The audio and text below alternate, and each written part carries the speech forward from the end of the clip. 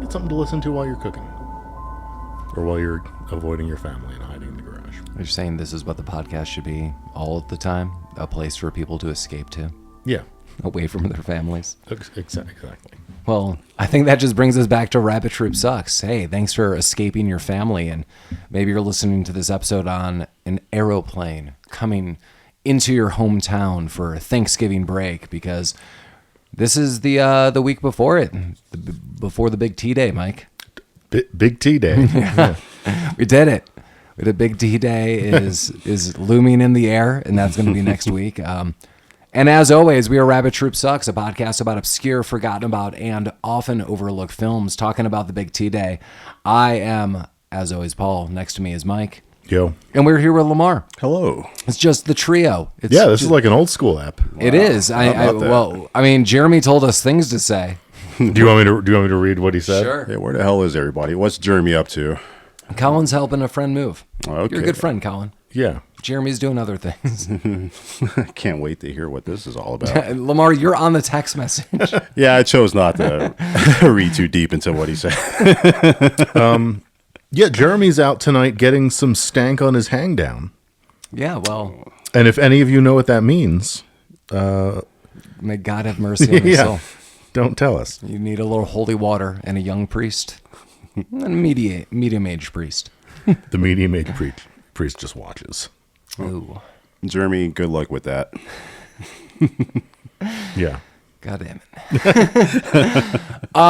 Hey, we are continuing our roll of requests, and this request comes to us from listener Jake. Jake gave us an amazing list of movies, and I am assuring Jake this is one of many movies that we will be reviewing over time. Yeah. Well, his list had 8,000 movies on it, but so they're we're all bound amazing. to hit a couple. They're amazing. It was a good list. Yeah, and they're like broken up sure. in various things. I did tell Jake, I was like, Indian in the cupboard, that's never going to happen with Mike here. We're not. We're not doing Indian in the cupboard. But yeah, Well, I mean, let's get into this one. Jake, this is an awesome request. I had not seen this movie. Shoot 'em Up, 2007. A man named Mr. Smith delivers a woman's baby during a shootout and is then called upon to protect the newborn from the army of gunmen. I have noted before to all of you guys in this room, and I think I noted to even Jake on the side, any movie where one of the genres is listed as gun fu, I'm 100% in. Like you had me there. It is also listed as dark comedy, action, and comedy, but gun fu, you open the door. And Jake, again, thank you so much for this awesome recommendation. Lamar, you too had not seen this, correct? Nope, going in clean. Mike, it's you. I'm the only one. I saw this movie in the goddamn theater with Dan. Wow. Gun fu master. Dan, hey, what's up, Hey, Dan? Dan. Hey, Dan. Howdy. Dan, sometimes you're in my gun fu. Oh, you got me. I was prepared for it. You're in Mike's dreams. I knew it. It's Yeah. It's trick psychology. And I liked this movie when I saw it. And I liked it again today. I was going to say, do you not like it? No, I still do. It's ridiculous. It's very self-aware. Yeah, this movie is crazy. I mean, gun fu, it being listed as that category, it definitely applies. I mean, unlimited bullets, instead of really like using your body for martial arts, you're just using guns as extensions. You're bending bullets. You're doing whatever. Clive Owen's looking Clive Owen-y, which just means kind of angry. And This was like peak Clive Owen. yeah, He's just missed out on being James Bond because I think he was like next up after Daniel Craig. I mean, well, we got a Bond girl in the film. We got a Bond girl in the film. He was just coming off of his he was in a bunch of like BMW short films that they made. Holy God, I totally forgot about that. Do you remember these? He was Oh my God, Mike, I totally forgot about that. He was the driver. That's why every car in this movie is a BMW, I would assume. Wow. I totally forgot about those short films. They had notable directors. Yeah. The Guy Ritchie one was the best one.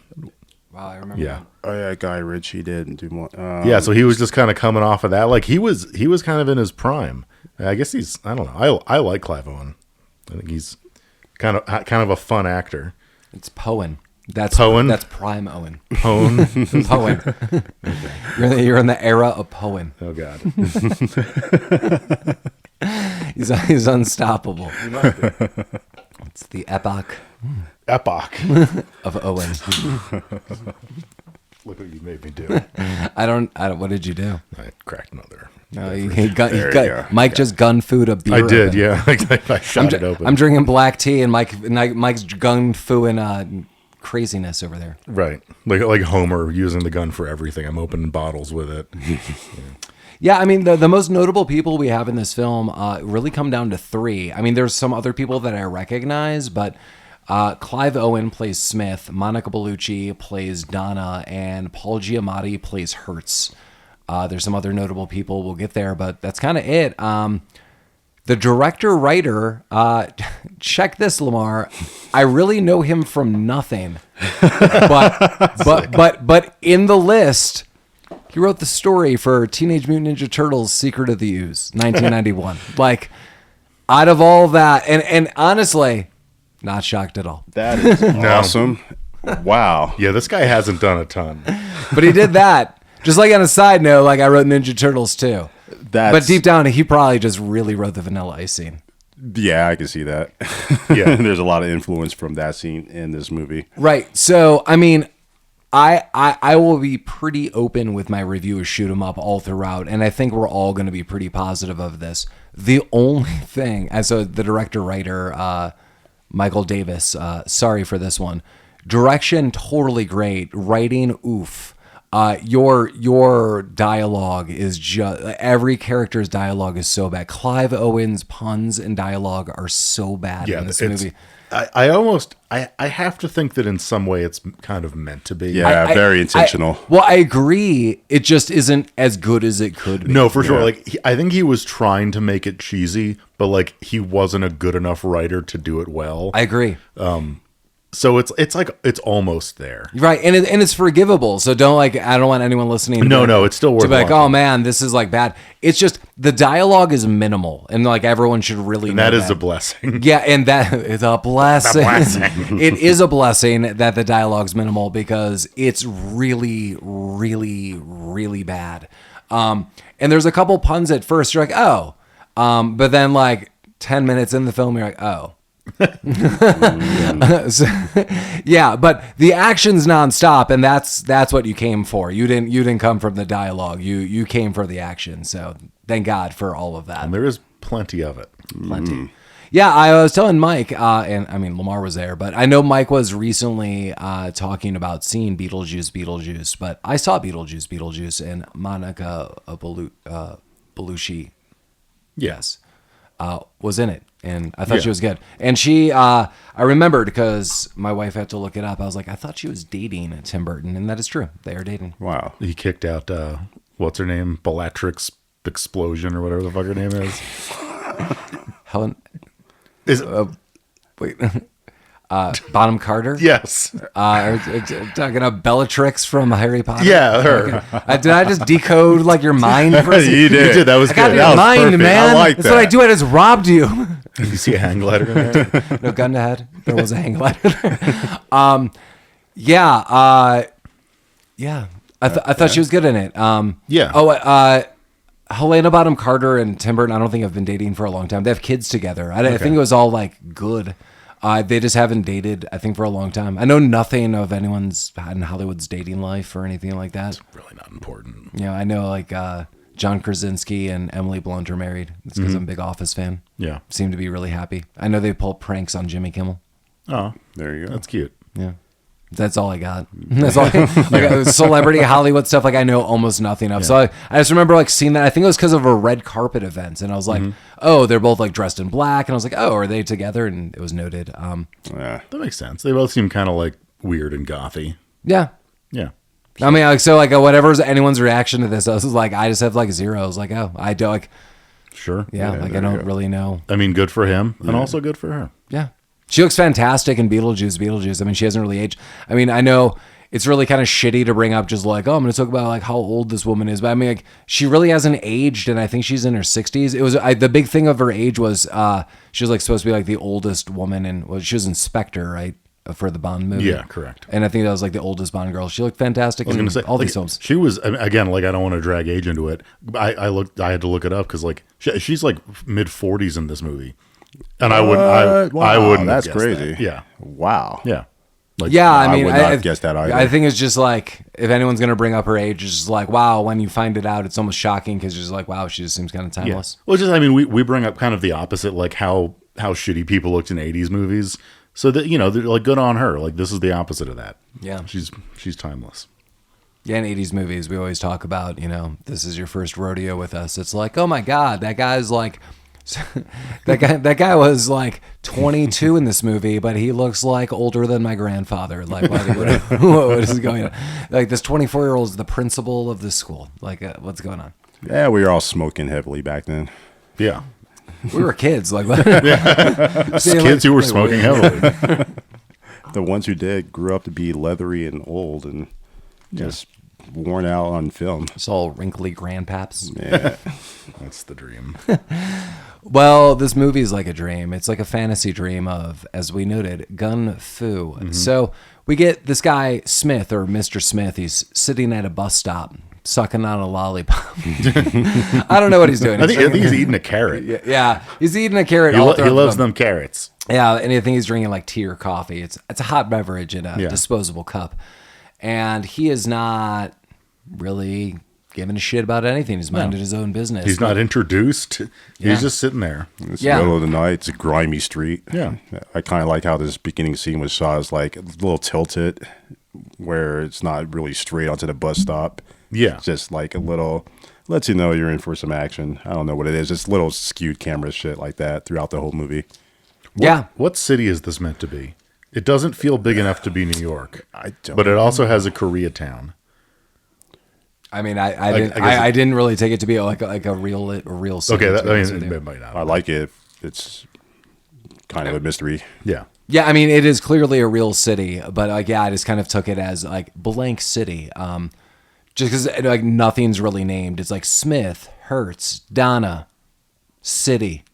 I kind of like that. And again, I also like that. There's no, the movie just starts. There's no lead up. There's no fucking voiceover. Yeah, it's kind of kind of sad that Colin's not here because I would get him on this because one of his recommendations or his mom's recommendation was Lucky Number 11, and I do feel there's almost like a hint of overlap in atmosphere and tone in the films, like ambiguity, and you're just like a little bit of misdirection here and there. Like Lucky Number 11, by all means, is more of like a mystery. It's also much better.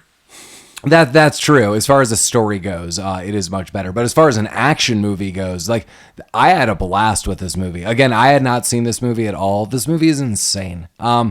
I should have saw this movie in the theater, like Mike did. I mean, that would have been the only improvement that I could have really added to this film. Yeah, story.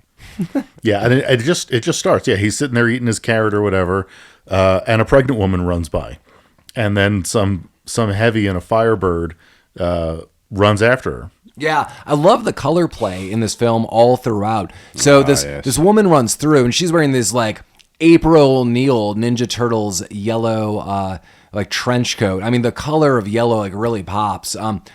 It's kind of funny because like I'm thinking about it in my mind, in my memory, and I just watched this film. It's a little more Sin City where like vibrant colors pop. Good call. But like as I watched it, it's not as dramatic. But now that I'm thinking about it, like my memory of this movie is a little more like the colors are off in a good way, like a very comic booky way. That's why when you were like, "What city?" I was like, I didn't really think about it. It was just like comic book city.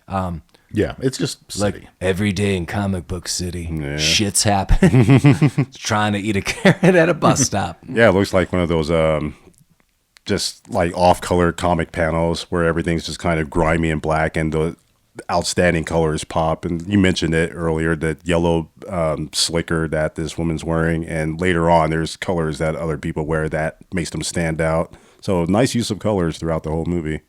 Yeah, I mean that's why I wanted to note. Like it's funny, like the director like really excels at the direction, like building this atmosphere, but really the story is just like wow. And I agree with Mike. Like it's the attempt is there. It's not like this is just like awful, but there's a lot of like punny things that I'm like, wow, this could have been like almost so much better.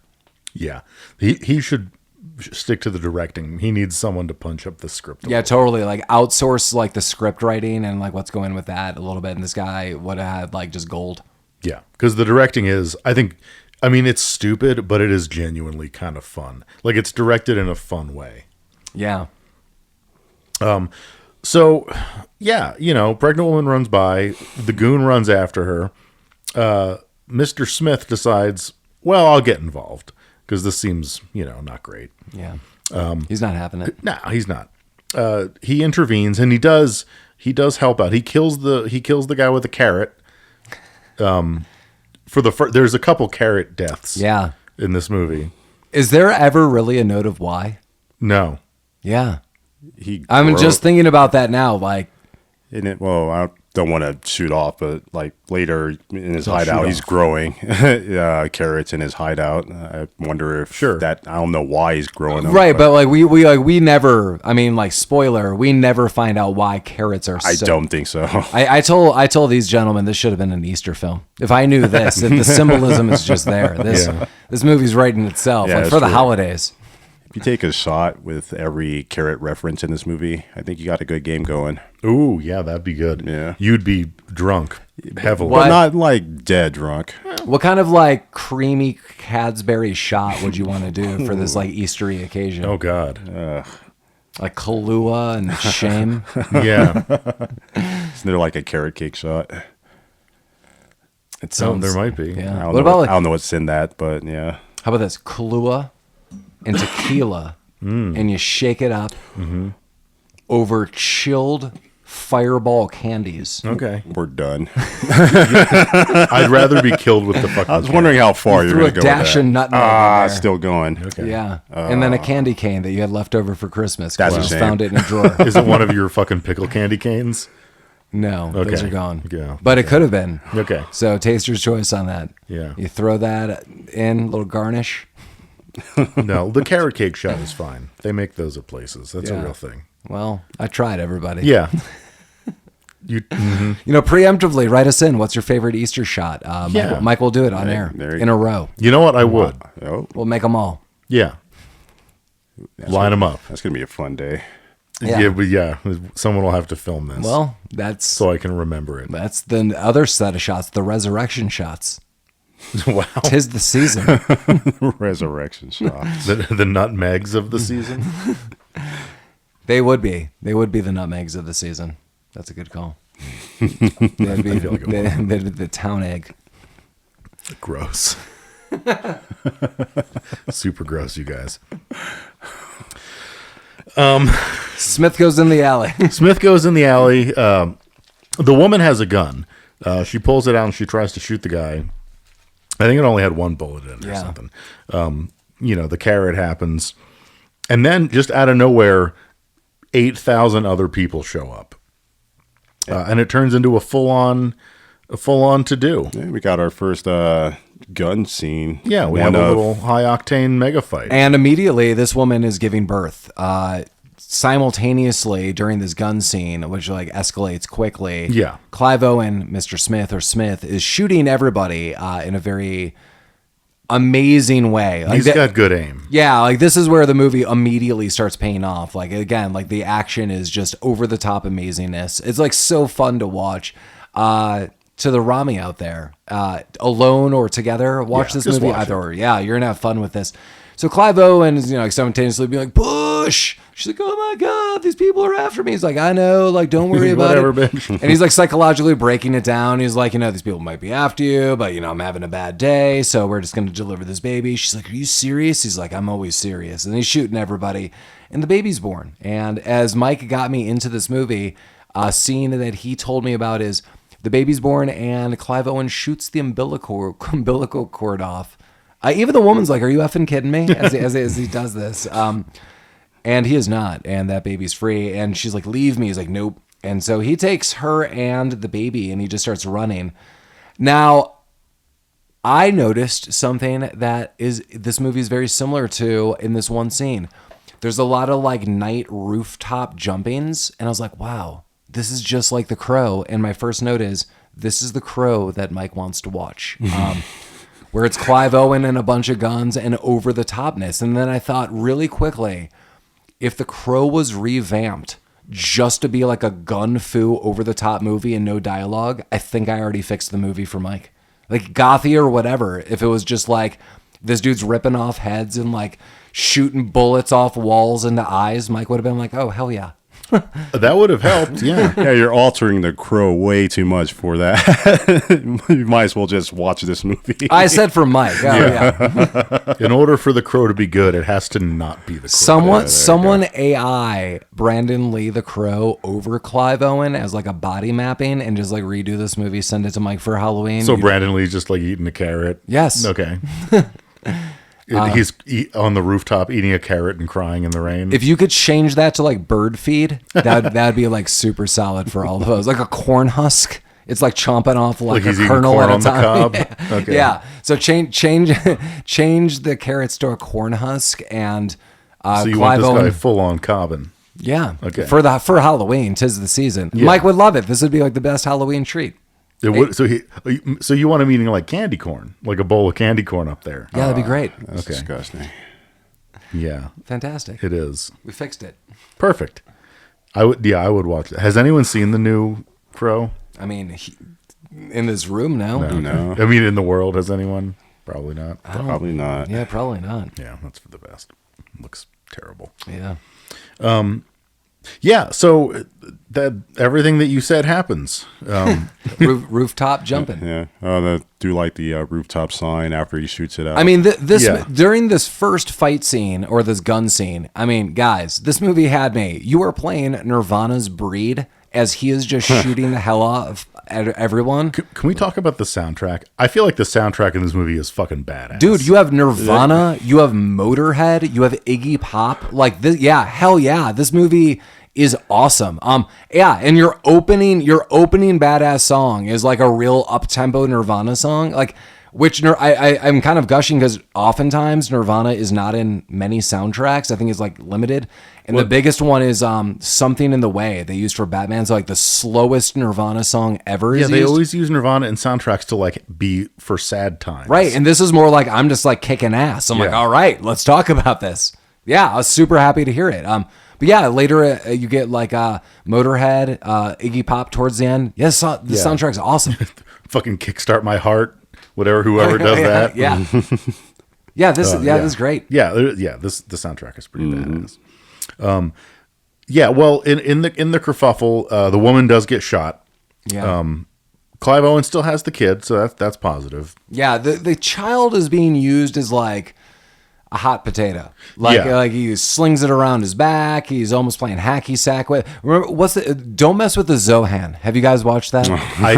I know this is controversial. Low key, I love that movie. That movie's so fun. It is fun. all right. But do you remember like they were playing like hacky sack with cats? Yeah. Yeah. That's kind of this movie with a baby. No, that's 100% Like true. babies are like rolling off his back. Like sometimes he's like it's his left hand. At one point in time, you think a baby is like in the street because he's like playing games with Right. him. Like who knows? Yeah, he's like and this was kind of transportery for me. He shoots out the oil pan of a parked truck Oh, God. and uses it to like water slide with a baby while killing people. Right. Great. Best day of that It's baby's great. life. Yeah, that kid was having a good day. Well, until its mother was shot in the head. Yeah. Well, bad times. It still looked like he was having a good time. It probably was. He's not going to remember that. That's true. No. Yeah. But Paul Giamatti kills the mother. Giamatti. Paul Giamatti. That's what my grandmother would have called him. Paulie Giamatti. It sounds like he'd be good on a nice baguette. Yeah, he would be. Oh. They have a little exchange where Lamar mentioned this. There's I don't remember exactly what the neon sign was supposed to say, some kind of tool company. But Clive Owen shoots out the letter so it says "fuck you," and then Paul Giamatti shoots it out so it says "fuck you too." You know, because they're getting to know each other. They don't know who each other are, but they're building a relationship that'll last the whole movie. There you go. Yeah. Something that I thought was odd, Paul Giamatti, as he's burying his like 27 dead henchmen, he loads the mother into the back seat of his car and he drives around with her. Why did he do this? I have no idea. Also, the one scene I could have really done without. With the tit grab? Yeah. So like the mom is like literally shot in the head. And this is a noted dark comedy. So she like honest to God has like a bullet hole like right between her eyes, just like an inch above, like right in her forehead. And her last move on Earth was she was trying to breastfeed her now like child. And so her breast is out, and like Paul Giamatti is copying a feel of like this corpse. It's like super. I don't even feel it's characteristic of like his character. Like he's like a weirdo throughout, but like that, what a weird scene. We could have edited that right the hell out. I feel like it definitely didn't need to be there. Paul Giamatti was quoted as saying that was the best love scene he'd ever filmed. I would assume he was not being serious. Yeah. It was weird. Like they clearly loaded her into the backseat of the car just for that scene to happen, and it was gross, and it didn't need to be there. Right, and like the rationale that they try to highlight is like he looks at her breast and he realizes like she was trying to breastfeed, and she's like, that baby's hungry out there. We need to find like a wet nurse or anyone who could feed that child. Tell everyone. I mean, and that's fair, but he also could have been like, hey, it's a newborn child. It needs to eat. So, like, there didn't need to be a tit involved. Yeah. Maybe they were trying to make his character a little more slimier, and later on they're like, nah, just ease up a bit. You're backtracking. Too slimy. So remember that we'll just have scene? this one scene. Yeah. We won't repeat. We'll move past that. Move past it. But, I mean, anyway. But, I mean, so he's right. Well, Clive Owen escapes, and his first move is he's like, who do I know with big old milkers? What, Dana? Donna. Oh, I was close. Monica Bellucci. Donna. She's a milk play. I don't know that. Was I? You know the I know. terminology. I know the lingo. I'm just trying to. Mike, let me see your phone really quick. Yeah. My girlfriend doesn't listen to this, so I can be honest. Let me see what auto fills in on your phone real quick. No, it's going to be weirder than you think. So he goes to it. It's like One-Eyed Jack's from Twin Peaks, basically. Yeah, it's like that's fair. It's like a very red, cool wallpapered brothel, where he knows Monica Bellucci is, and her thing is she does the lactation. So he busts in on some poor rube like in a diaper, sucking on them titties like he wanted it. I'm thinking about all the words and how you're stringing them together. I'm like, it's all accurate. Like this, scene by scene, these things are happening. Yeah, I mean, is this fodder for the Dropbox? Maybe, but it's also accurate for once. And he's like, hey, you got milky tits. I found this kid. Can you feed it so it'll shut up? Yeah, he's got a cool roll of $5,000. $5,000. He's like, watch this kid for the next week, and like I need to find some stuff out. And she's like, no. And he even tries to negotiate, and he literally, and you think it actually works. He's like, I need you to look after this kid for at least one day, just like one $5,000 one day. And she kind of thinks this over and says no. Yeah. And luckily that she does, because immediately our next encounter with her, if she had the kid, it would not go well. Yeah, Paul Giamatti shows back up. So he pieces it together that, because when the gross tit thing happens, he's like, yeah, the kid needs food, so like find any like wet nurses, anyone lactating. I don't know how you get a list of this. I think he's just like, find me a lactating whore, and just, where do you go for lactating whore? Well, maybe one of his guys was like, I know. Maybe, you know what? Yeah. I'm guessing that's exactly. It seems like this was the first one they checked because he was there pretty quick. Yeah, that's true. Yeah, he was there kind of on the spot. Yeah.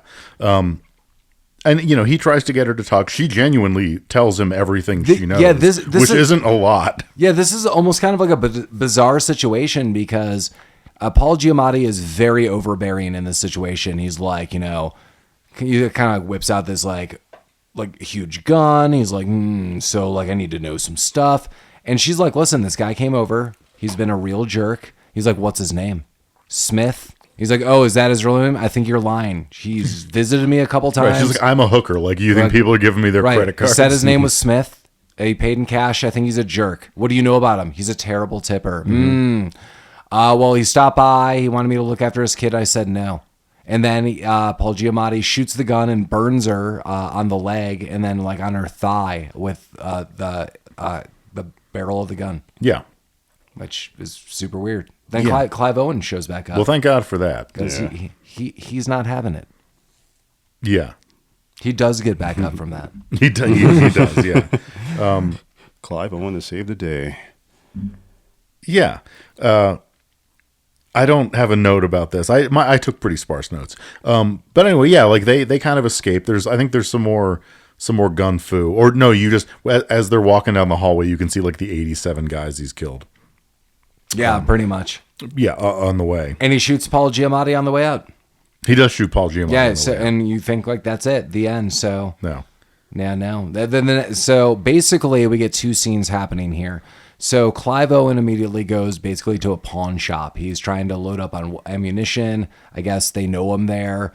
He's like, okay, I'm going to pay you with this $5,000. And the woman's like, you're kind of short, because there's like a couple hundreds wrapped in some like nothingness.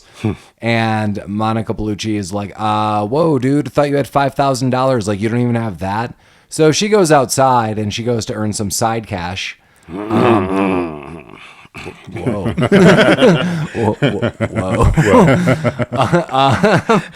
And the woman working at the pawn shop seems really nice. Like, Smith, like, you're kind of short, but I'll front you some of the bullets and various other things. Like, Well, what if I gave you these food stamps? Yeah, she seems to accept them. She's like, that's okay. He's like, what if I gave you, I'll just sign over this check from having my blood, from donating plasma. She's like, that's clearly not enough. What about the check from the sperm bank? He's like, I don't get that check till Wednesday. Yeah, so she fronts him. Yeah, she fronts him. You got to be fronting nowadays. That's nice. Yeah. Usually a pawn shop owner's just like, get out of here. I mean, those sperm bank checks take forever to cash. yeah. She's probably making her own bullets there. She's Probably, yeah. Yeah. Well, Clive Owen is super alarmed because Donna is no longer outside. He keeps looking back and forth. And she also has the child. And he's like, oh, my God. He's like, 1 second. And so then he goes to the alley. Yeah, there's a dude, half obscured by a dumpster, who was making a sound similar to what Lamar demonstrated for us moments ago. Quite right. Quite right. Do you want to? Wow. That's pretty spot on. Clive Owen doesn't really appreciate what's happening, so he kind of slams the dumpster lid down on this gentleman's hands, and he runs off. And Monica, who was just trying to help, was like, I was just trying to help. Yeah, she got some money, and so they buy a bulletproof vest to wrap the baby in. Yeah, she's like, I want to buy something for the baby. Yeah, it's nice. Bulletproof vest. Oh. It fit him nicely, too. Baby's first bulletproof vest. Well, that's not the only bulletproof vest we see, because simultaneously we see Paul Giamatti is not dead. Hertz, who is Paul Giamatti, gets up because he had a bulletproof vest on. He is constantly on the phone with his wife. He's like, baby, I'm going to call you back. Yeah, he's not a very good husband. It's his kid's 8th birthday soon. He's maybe going to be there. He's a real detached father through it all. But he's back on the case. I think that's really what this movie's about, like a father-son relationship or a family man that just got derailed in the mob business. Well, it's like that song "Cats in the Cradle." It's about like you know, silver spoon. You're not there for your kid because you're so busy working. But then it comes full circle because when that kid's grown up, you've been killed by Clive Owen. Yeah. Damn it. So that's what that song's about. We'll get together then. Yeah. We'll have a good time. We'll get together then. Man. And then we'll get together then. Well, so, Clive Owen takes Monica and the kid back to his weird rat house. Yeah, well. Where he has like the opposite of the board game Mousetrap to unlock his door. I literally wrote Mousetrap door open. Yeah. He's like this is Mr. Scritchers or whatever it was, and he takes this rat and it goes through like a rat maze, and then once it goes through it, like a door opens. It's a good system. You guys don't have rats for keys. So Mike has talked about on air that he's like always like renovating and working on his house and stuff like that, and I said I hope to God when you get further into this, your house becomes a series of levers and pulleys, just like Clive Owen has set up. Because once you get into Clive Owen's rat house, that is what it is. Like everything works by a series of levers and pulleys. For what the hell reason? Yeah, no one knows.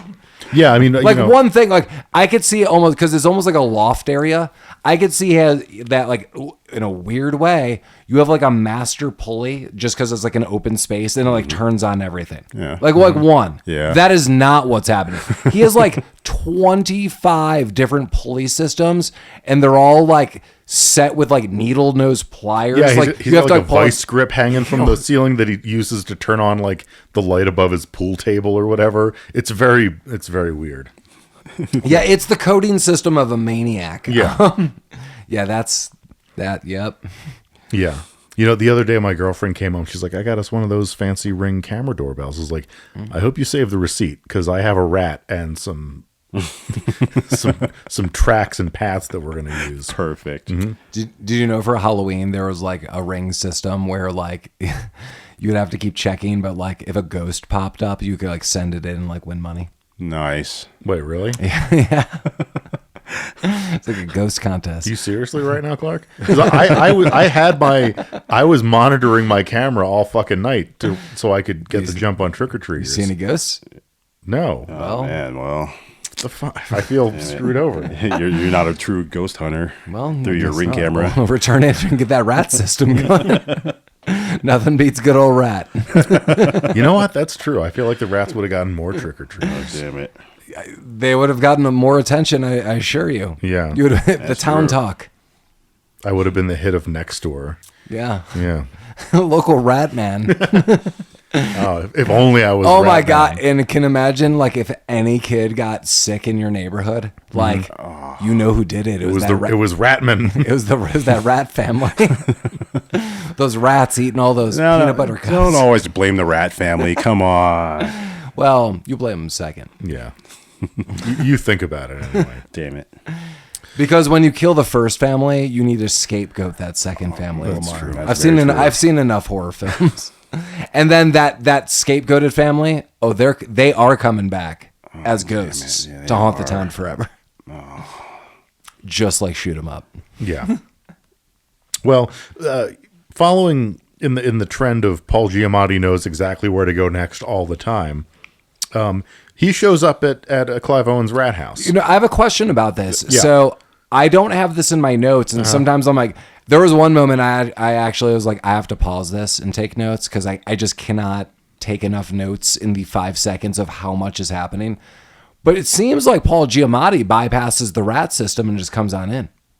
Yeah. Yeah. Okay, so I felt like I looked down for a second. I looked up and Paul Giamatti's just like in the place. That's correct. Okay, so we didn't need the rat system. The rat system it wasn't a robust locking setup. Wow, there's a lot there. Oh my God.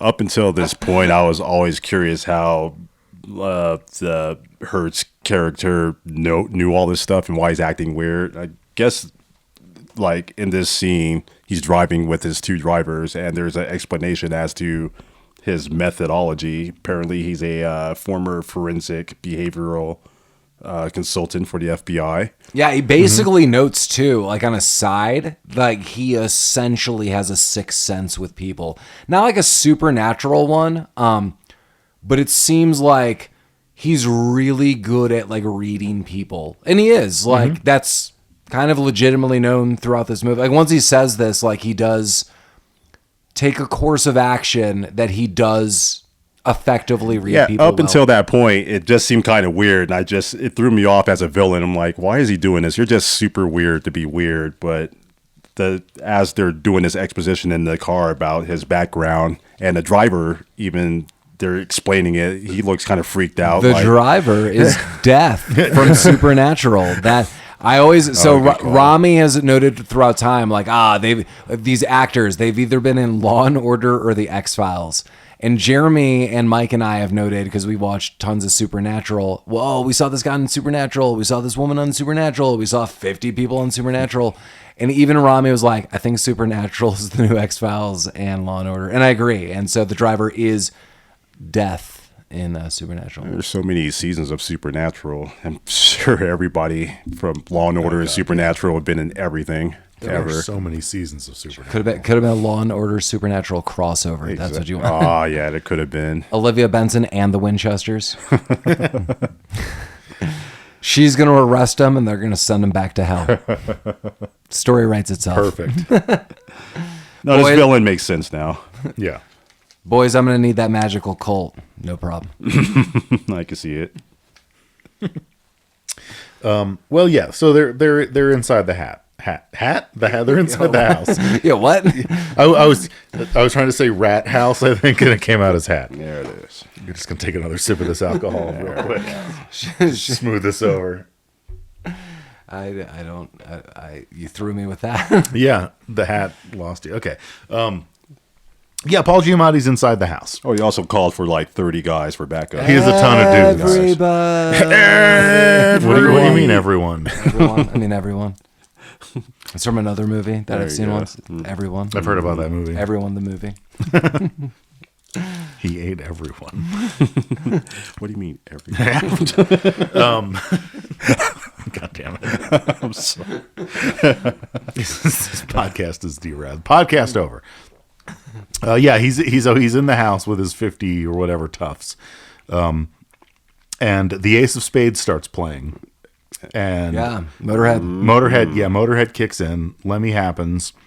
And once again, Clive Owen just fucking murders everybody. Yeah, it's crazy. So Clive Owen basically breaks into a warehouse of guns and then sets up Home Alone style traps of guns. So when these waves of people start coming in, he either shoots them or triggers one of the traps that just mows these people down. Yeah, that's like a little bit later, but yeah, was that. The Home Alone thing is that's exactly what I wrote down as well. By the way, Gotta Home Alone your way out of this. Mm-hmm. Yeah.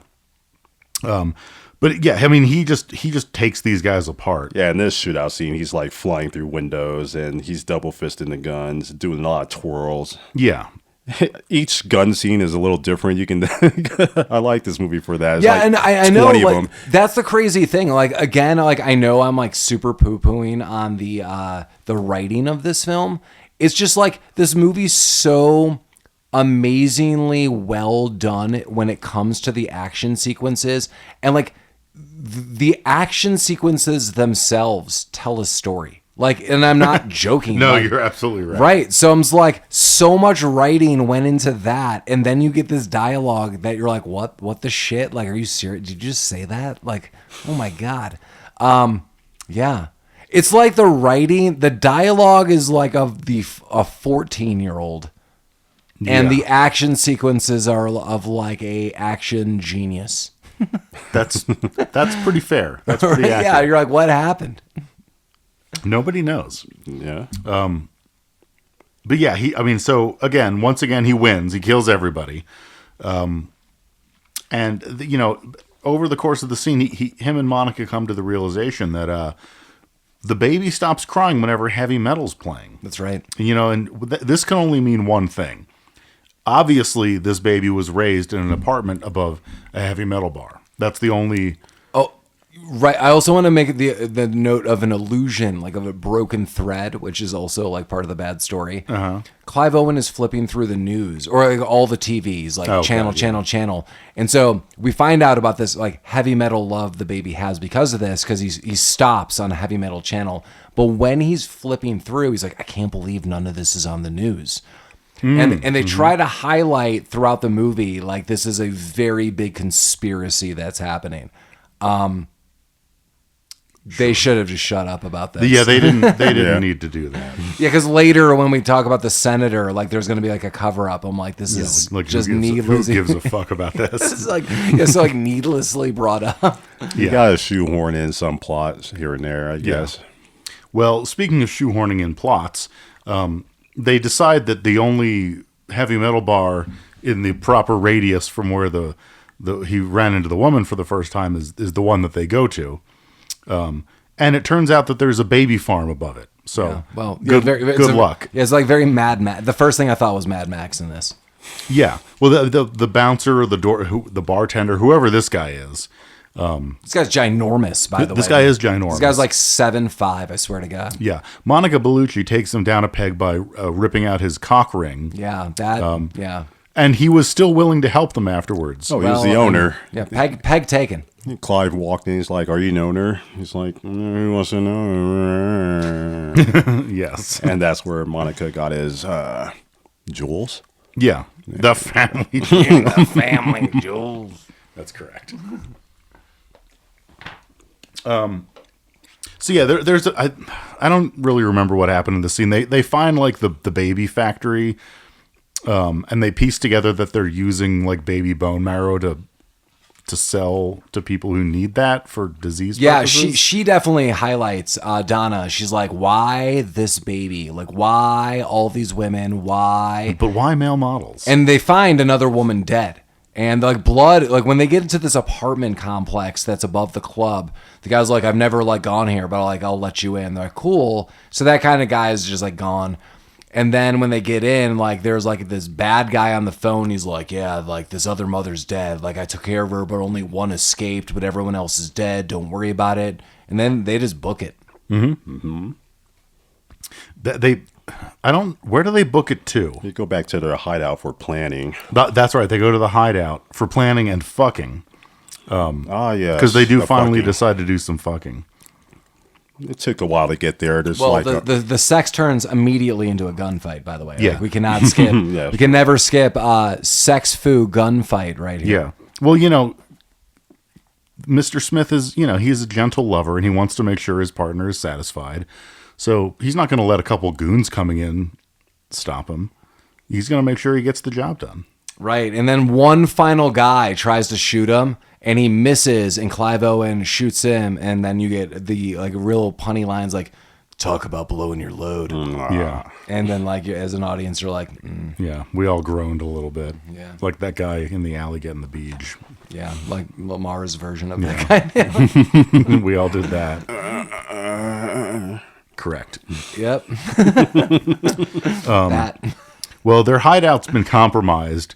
And And the hidey hole. the hidey hole, yeah.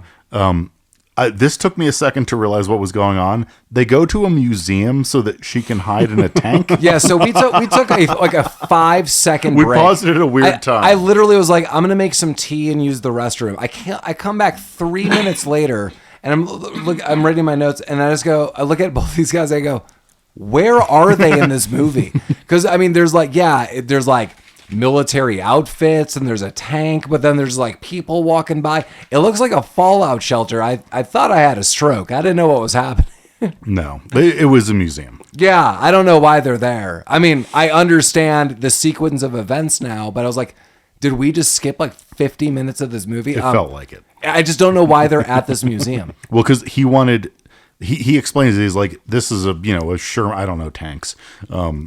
But he did. He's like, this tank is great. Its armor is bulletproof. Like, no one will think to find you here. And if there's a gun battle, you'll be safe. So he wants Monica Bellucci and the kid to hide out in the tank because he thinks it's safe.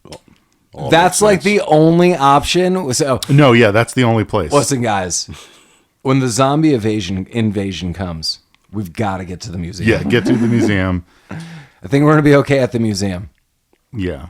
I don't think any of our museums have tanks, though. Well, we're screwed. We are. We're screwed at do we have like a rock exhibit we could hide behind? We Yeah. could live behind a fake volcano or mountain range. Yes. Okay, we'll go to the Natural History Museum. and, Fantastic. I'll hide behind like one of the big prehistoric armadillos. They seem pretty sturdy. This is going to be like the new Dawn of the Dead. Instead of hiding out in a mall, we're eating like museum snack. I mean, I'm living off space ice cream. Oh my, Right. this is my dream. Oh yeah. Oh my God. Let's do it. Perfect. Fantastic. So, okay, museum. So baby's safe. Baby's bulletproof. Baby's safe and bulletproof. They're in the fact. Yeah. There's so many like weird leaps here. There are. So he.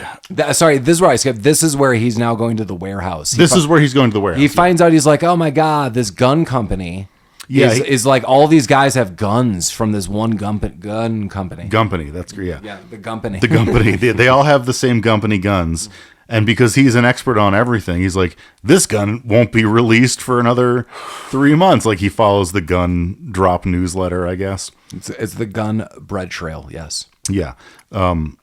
So he's like, I'll go to the gun factory. That's the next step. Somehow he manages, I don't know if he gets here early, but Paul, you're right. He like sets up, and it's not just a couple. It's like 36 Home Alone style gun traps. Yeah. that no one noticed him constructing. Yeah, this so- is like a weekend's worth of work. Yeah, this is so like I'm trying to think like he's basically in the equivalent of like an IKEA stock room. Yeah. And imagine that stock room is also like filled with like flat screen TVs and stuff like this. There are cameras and security and people working all throughout this. And he is just like walking aisle to aisle, like, yeah, like to set up one of these. So he's opening crates of like massive guns, like M16 like guns, setting like a bouquet of them up in corners. These are all triggered with pulleys and levers, his favorite thing on earth. And so this no problem. This guy set it up. I like the setup scene because it's going on site the same way that the two villains are talking. It's like a montage of them negotiating, and he's setting up the planks and the guns, and it flashes back and forth in between them. And that's the other. I just mentioned the other villain. This is the first time we're seeing this other guy. Right? Yeah, Hertz's boss. So Yeah. Hertz is working for this guy, and he's like the gun maker. He like runs this company. Yeah, Henderson or whatever. My God. Yeah. Have any of you guys played Half-Life? Oh yeah. This guy looks just like G-Man. Oh God, yeah, it does. Yeah, My goodness. It is so miraculous. yeah. That's a good call. But yeah, he's the owner of this weird gun company, and they kind of explain sort of what's going on. Yeah. I didn't get much from their conversation. It's basically the gist is, I don't know if it's in this conversation. We also find this conversation out later. I mean, we could definitely talk about it now and not kind of like jump around like the movie does. Basically, there is a senator who they are going to want him to run for president, but the senator is sick. Well, what I understood is that there's a senator. There's two things at play. Senator is running for presidency. He's the Democratic nominee.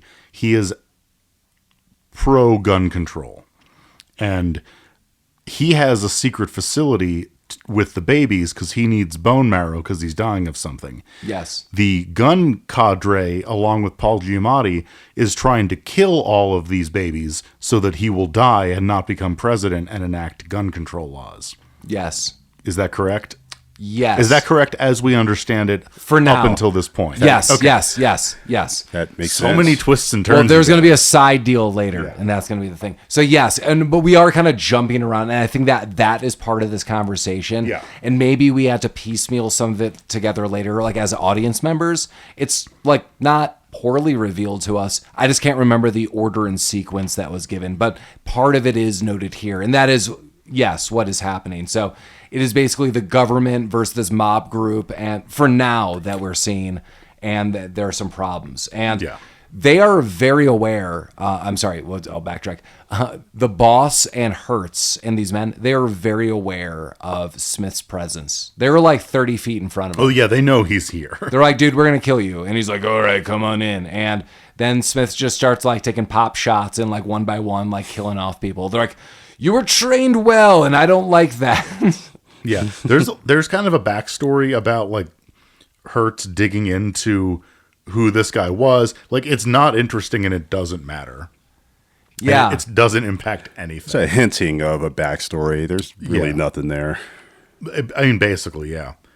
They just mention it a couple times. It's like I don't know why you're doing this. Well, I think it's all for the culmination at the end of the movie. So the backstory that Hertz is poking around is, I kind of looked into you and I found out that you have a dead wife and a dead son, and they were killed at like this burger joint shootout, and you weren't there, and now you're really upset. And then I'm going to flash forward later in the film. He divulges another piece of information. He's like, so I was also told those weapons that mass shooter went on, he bought them all for you, from you. So like you sold this guy all these weapons, and then he used them to go like shoot up this burger joint that included your wife and kid. It's very, very Spider-Man. Like you big could have you could have stopped the guy who like killed Uncle Ben, but you were so pissed off at the wrestling owner for not giving you money. That's what that guy did. Right. Well, this movie also has like very heavy-handed anti-gun undertones, while also showing guns doing the raddest shit possible. And Paul Giamatti actively is like, guns are amazing.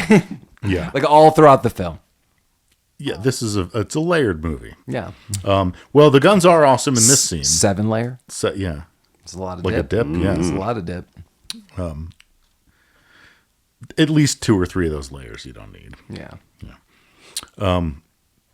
Yeah, so Mr. Smith, Paul, he home alones everybody with his gun traps. My favorite is he's got this like gun rig that like is basically just on like a wire that he could shift around. Oh, So yeah. like literally 10 to 12 dudes like get into this area and he just takes this gun and just like kind of swings it, and one by one like all these dudes are Yeah, dead. because most of them are just like, you're walking around a corner and there's a shotgun with a tripwire. This is like a marionette I was gun. just about to say that Yeah, marionette puppeteer. No, he knows a cat who can really do the cool jerk with this fucking gun. There is one guy Well who goes played. in and kind of sees that like all the stuff is set up and he is sneaking around. Oh yeah. Yeah, he bypasses a couple of them, but he misses the most important one. Yeah. The one that shoots him in the dick. Yeah. Well, whoops. Oopsie daisy. Yeah. So he escapes from here and reconvenes with Monica Bellucci and the kid. And he's like, you need to get out of town. You should take this weird hippie bus. You can't tell me where you're going because if they capture me, they'll torture me, whatever. She's like, I don't want to. And he's like, well, I don't care. We don't really know what the conclusion of that is, because the next scene we see him with what we perceive to be the baby. We find out it's not. Thankfully. Yeah. And basically, Smith has a contact. Earlier in the movie, we didn't say this, but he does not kill one of the bad guys. He's just like, get out of here. Yeah. And we don't really know why. And you still actually don't really know why. But now this guy is like contacting him, or Smith is contacting this guy. And he's like, I want to see the senator. I found out like the senator wants this baby because he wants his own DNA for bone marrow and he wants to live. And he's like, that's cool because the senator wants to see you too. Mm-hmm. And they meet up. He's like, I told you we're on the same team. Like, I wasn't really trying to shoot at you. He's like, I could tell. I guess because like your bullets aren't straight. Sure. Yeah. I'm like, all right. Yeah. More gun fu. More gun food. This was the scene that I noticed stopped looking at the TV for a couple minutes just to absorb what happened. That's right. There's a bit of a car chase kind of thing. Yeah. And This is insanity. I mean, I won't narrate the whole thing, but the kind of the culmination of this is Clive Owen is driving headfirst, like playing chicken with a van full of gun thugs. And his maneuver here is he crashes headfirst into it, is thrown safely from his vehicle into the van where he shoots everybody. Into the back Yeah. of the van. It is- safely lands. Yeah. Yeah, he causes a car crash that would instantaneously kill you. Correct. But he did shoot out the window first He of did both yeah. cars. Well, that's just good thinking. No. yeah. yeah. So then he flies headfirst in. This scene is boss as fuck. Yeah. It is. And it broke Paul's mind a little Yeah, bit. and so you also think the baby is in the road, like that he forgot this baby. Oh, and he- yeah. and then he tried to get the baby, but like accidentally like couldn't get it. And then as he kills all these people in this car, Paul Giamatti drives around, gets this baby, and like runs it over, and is like, ah ha ha. And then you find out it's a robot baby. And he's like, what the hell is this? And everyone's like, what the hell is this? Mm-hmm. And then you find out Donna still has the baby and she's on this bus and everything's going to be okay with her and the baby. In theory. Yeah. But then we're going to the, like, Yeah. wait, are we already off the airplane? We're about to head on to the that's airplane. Yeah, he goes to meet based on his contact or whatever. He goes to runway 7, I think. Yeah. To meet Senator Rutledge to talk about what's happening. Yeah, we basically just find out everything that we told you. Like, this guy is like, oh, I want to live and I'm against this. And he's like, wait a minute. And he sees that he has some dog. Like, Smith sees that he has dog hair on his leg and the big boss had a dog. Yeah. And he's like, you're in cahoots. And he's like, well, I've come around to their ways. And Paul Giamatti comes out of a back room. He's like, God damn it. Also, this is the dumbest thing ever, but this might be my favorite scene. When he's talking to the senator, like one of the senator's helpers offers him a plate of cut carrots. He's like, no, thanks. And he pulls his own carrot out of his jacket. Right. Yeah. I don't know why I love that so much. Because it's an but I Easter do. movie. And It is an Easter movie. It's an Easter weekend to remember, Mike. Yeah. And so basically what he does is he goes to the like undercarriage of the plane. Yeah, he takes the senator hostage and drags him down there. And the senator's like, you know what, like I am kind of a piece of shit, and you know, if you could just like kill these guys and, you know, make things happen. And Smith just shoots him in the head. And so like, the whole idea is like he's gonna die as a martyr, and he's gonna frame it like he was killed for his beliefs, which were anti-gun, and he'll die for it, and more people will believe it because he was killed with a gun. Yeah, even though he was actually in cahoots with those guys. Right. He sort of regrets that. He's like, you know what? Fuck it. Yeah. So then Smith jumps out of a plane, and there's a skydiving fight scene that is just insane. It's bananas. And then when he lands, my favorite is when he lands, you don't really like see him land, but he's like walking through a field, and there's just like 50 dead bodies that surround him, body parts. Yeah, like it's all like the people that he killed on the way down. Yeah, it's like what he did in the sky and how it rained down on this field. Yeah, it's pretty good. Yeah, so then, you know, it's time to face the boss and stuff. Yeah, this doesn't go so well for him for the first time. No. He kind of gets a little captured a bit. Just a little. Yeah. And true to his word, he did get tortured a bit. Paul Giamatti's breaking all of his fingers. Yeah, it's kind of even hard to watch. He's like, Yeah. Smith is flipping him off, and he's like, oh, okay, we're never going to do that again. And it's not like he breaks his fingers, it's like crack. He grabs his finger and just like, you could see that he just tilts it to the side as hard as a human being can. Yeah, like, it's pretty gross. It almost like looks like he's trying to pop off the finger, not just break it, like pop it right off. Yeah. Pop it like it's hot. Yeah. But it's not working. He's not giving up the goods. So Paul Giamatti says, well, you know, maybe we need to do more different torturing. More goods. So he grabs a scalpel. Oh. This is where things hot up a bit. This is not... Everyone is going to squirm a little bit. Ooh, yeah. Yeah, so he gets a scalpel, and he just puts it like an inch from his pupil. And he's like, it's very clear, like, if you're not going to break with me breaking your fingers, then you're going to break when I put this right in your eye and pop your eye with this. Even the big boss turns around he's like, man, like, this guy just grabbed the scalpel. Right. Like, whoa. Like, I have 27 taxidermy dogs in here. This is too gross for me. Yeah. But Clive Owen takes it back. He fucking headbutts him. In the process, getting the scalpel stuck in his forehead. Not like directly in, but like a sewing needle in fabric. Pierces the skin a little. Oh god, on the other end. It's so fucking gross. Yeah. But it's good because he pulls out that scalpel and then uses it as a weapon to slice and dice everyone in the face and the throat. Because his hands don't work, he jams the scalpel into through the palm of his hand and is basically slap stabbing everybody. Yeah, one guy gets a real weird move. So a guy rushes Clive Owen, and Clive Owen has the scalpel out of his hand, and it's almost like Spider-Man shooting a web at someone, but it replace a web with a stream of blood, like an active stream, like the guy's like wiping his face, and then Clive Owen does something. I think puts the scalpel in his throat or shoots him or does something. That guy's dead. Yeah, they're all dead. Yeah. And that now, the big boss is dead too. He is dead, yeah. Yeah, they disposed of the big boss. Now it's just Giamatti. Yeah, Giamatti and Clive showdown. You think Giamatti would go good? You know, I mentioned a baguette, a little banana pepper, a couple of banana peppers. Oh yeah, nice. Maybe some giardiniera. Oh my god, yeah, that's a sandwich. That eats like a meal. Well, Giamatti thinks he has the upper hand because Clive Owen's hands are all fucky. But he does. Clive Owen does get a gun, and he gets a couple shots off. None of them land because he can't fucking hold the gun. Well, you got to use carrot upgrade. Yeah, use the carrot, use Smith. the carrot. Even the carrot couldn't help him here. So he limps along into down a hallway, and just collapses by a fireplace.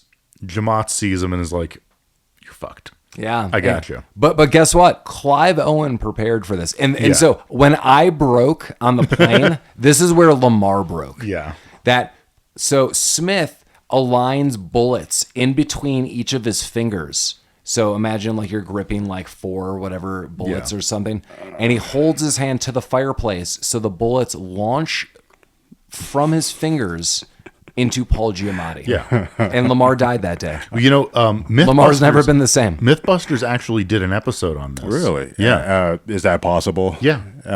You- No, it's not. It's absolutely not Okay. I was possible. gonna say, It, would it your didn't hand- fucking would work. your hand explode? I don't even think the bullets went off. Sure. Yeah. I don't know what to say about this scene. Yeah. I allow it to happen, but goddamn. Yeah. This was the dumbest. Like, I'm still here for it, but like of all the weird shit that this movie pulled, like this was a little bonkers. I think they're trying to find a way out. I think they wrote themselves into a Yeah, corner he with painted this. Like, yeah, you can find your way out Yeah. with this. It's fine, but just bonkers as hell. Yeah. But in the movie, it does work. And he's dead. Giamatti's dead. Yeah. Didn't even need a gun. Yeah. No, his put hand, bullets in he is the gun. And then he goes to see Donna. It's Donna time. Yeah, he goes to, he gets on the same bus and goes to like fucking Dairy Queen or wherever she's working. Yeah, she's like basically working at like an ice creamery or like a burger joint. And she's like, "Oh my God, you said you would be here." He's like, "Well, I was delayed." And his hand is all bandaged up and stuff like that. And crazy, just like before, there's a robbery in this place. And he is there this time. So remember, the backstory was he had a kid and he had a wife and they were killed at the shootout. But he is there and he destroys these people. This is where the carrot really comes into play. Oh, yeah. He does. They all get the carrot. Yeah. Talk about it, Mike. Talk about the carroting. I don't want to, ruin it too much, but How big was his carrot? it's pretty big. Wow. Yeah. Not so big that it couldn't fit in the appropriate hole to get the job done. Yeah. Because he jams it right into that hole and uses it to pull the trigger to hit true. that spot real good over and over again. I don't like where this is going at all. I didn't sign up for this podcast. Podcast over. But yeah, no, with using his carrot and his gun, he murders all the would-be robbers, saves the day, and everyone's happy. He did it. Yeah, Just like that. even with his because he still can't use his hands. Is the Yeah. thing. He'll be back. No, they're going to be okay. He has carrots. He doesn't need hands. If you got a carrot, man, the world's your oyster. He could be like Edward Scissorhands with carrots. Just attach those little carrots, little nubbies. Ah, Yeah, And he saved the last bullet for the credit roll. he did. he did save it. We call that a bullet wipe. Nice. Star wipe. It's a star wipe. A bullet wipe. Yeah, and that is the end of Shoot 'Em Up 2007. Well, before we get to our final overview and reviews, I should say, about Shoot 'Em Up, as always, feel free to reach out to us at rabbittroopsuckspodcast@gmail.com. This is a request from Jake. Jake, again, thank you so much for this awesome request. This is how you get in touch with us. Reach out again to us via Gmail, or just go to our website proper. You could reach us there too. rabbittroopsucks.com. We also have links to various other things, merchandise and episodes.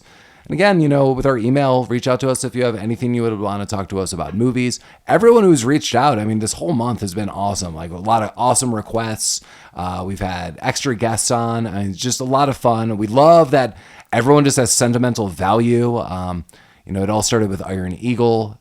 We're going here. I think we're going to even extend it. So next week we'll talk about our next movie, but we're going to extend these requests a little bit into December as well. So we're pretty excited about that. But as always, we're also on social media, Instagram, Facebook, and we're at anywhere podcasts play. So Spotify, Amazon, YouTube, the podcast link application on my phone, everywhere. Feel free to give us 5 out of 5 stars. We'd really appreciate it. Yeah, we love it. Write a review. The review can be negative, but the 5 stars should be there.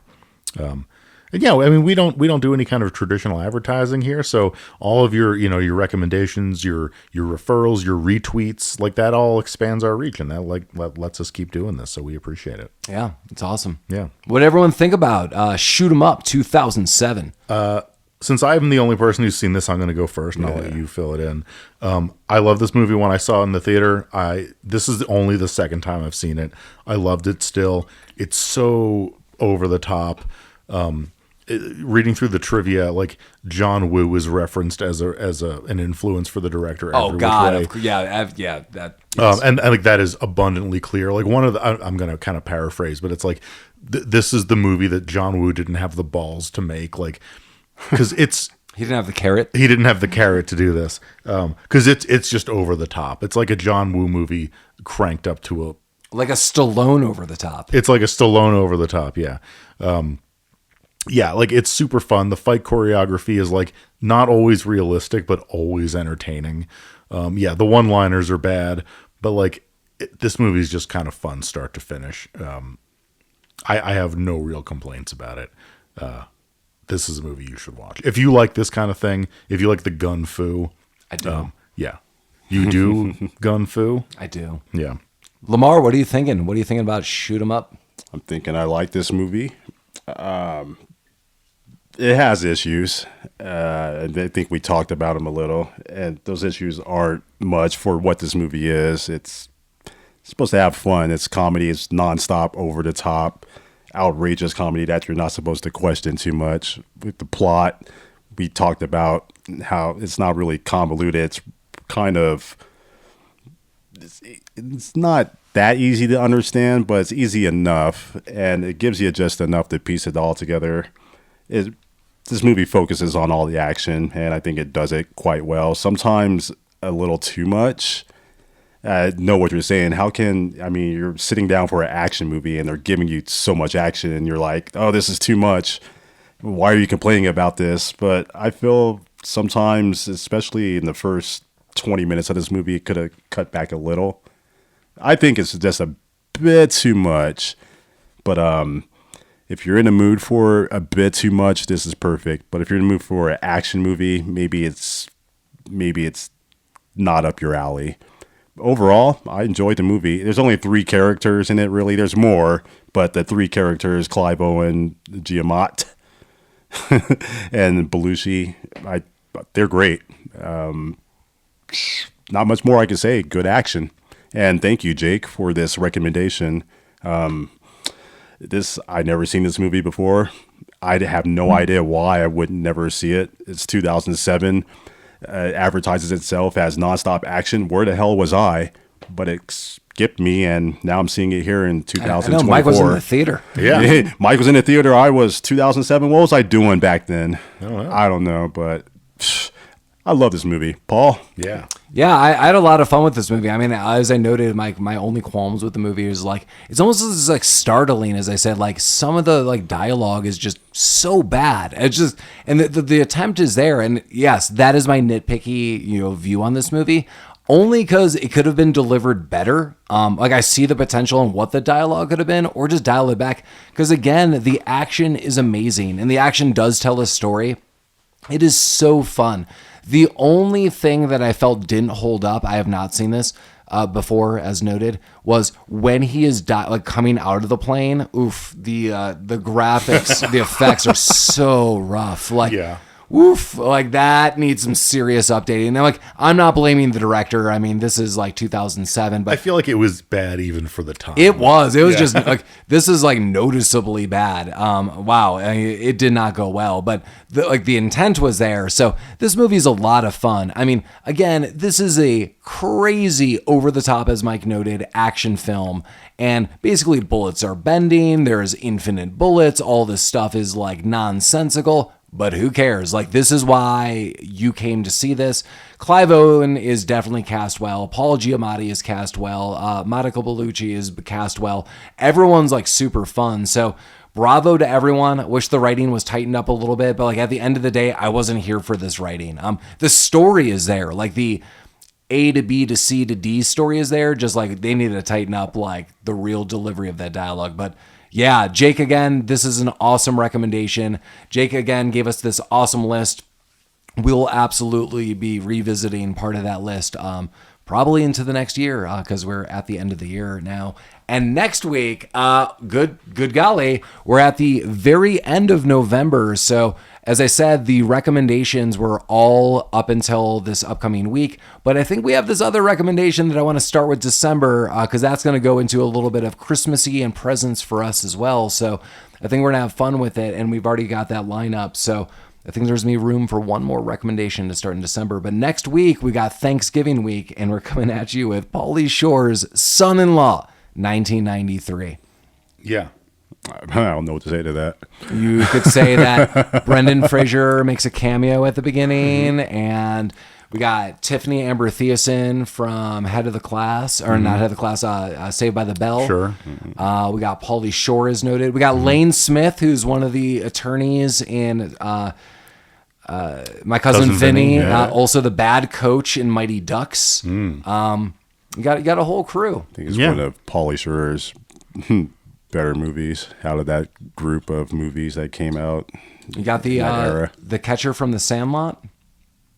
Sure. You got them all, man. You got a son-in-law. You got a son-in-law. The son-in-law. Nah, I guess that doesn't work. Yeah, no. Damn it. And anyone is super excited for Thanksgiving? Or is anyone like, hell yeah, Thanksgiving? Hell yeah, Thanksgiving. That's what I'm talking about. How can you not be excited about it? It's food. Going turkey-less this year. Yeah. Turkey's overrated. It is. Go Pauly Shore style. Yeah. Whatever it is, whatever that means to you. It can mean a lot of things. I'm afraid of it now. No, let it in. Let it in. Let it all in. The spirit of Pauly Shore into you. I'm just there for the pie. That's all. I'm going to pop out of the stuffing this year. I'm going to surprise my whole family. I got 17 Look at you. gallons Wow. of stuffing. I'm just going to pop out. You're like the Kool-Aid man. Just, That's it. I'll make the news. Are you going to pop out like Pauly Shore and be like, hey, buddy? Yeah, you gotta wheeze the nugs. Yeah. Someone's got to wheeze them nugs. Listen, crawl. Well, we're gonna have a lot of fun with Son-in-Law. I think there's a lot of fun. But yeah, look forward to podcasting for y'all on Thanksgiving. yeah, it's going to be a fun episode. Yeah. Any last thoughts about Shoot 'Em Up? No, this movie's awesome. You should watch it. Yeah, totally go watch it. Yeah. Thanks again, Jake. Yeah. Thanks, Jake. Hell yeah. Thank you, Jake. As always, Rabbit Troop sucks. Rabbit Troop sucks. Stuffing? I was hoping Lamar would do his little thing.